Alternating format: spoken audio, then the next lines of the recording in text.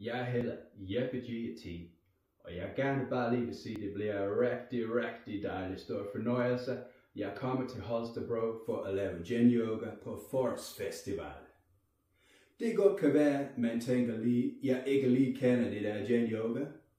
Jeg bare lige vil sige, Yin Yoga er for alle, der godt kan lide at drikke gin og tonic, og samtidig få sjov og sanselig oplevelse. Hvorfor drikke gin og tonic med kedelige bevægelser, når man kan drikke sådan her? Eller sådan her. Yin Yoga forbinder det bedste at drikke gin og tonic med lette yogaøvelser, som for eksempel gin i hunden, frø i gin koma eller svajende palmetræ.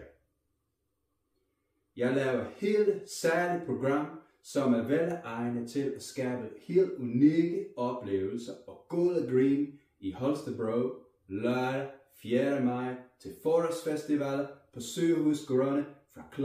11 til kl. 1. Skål!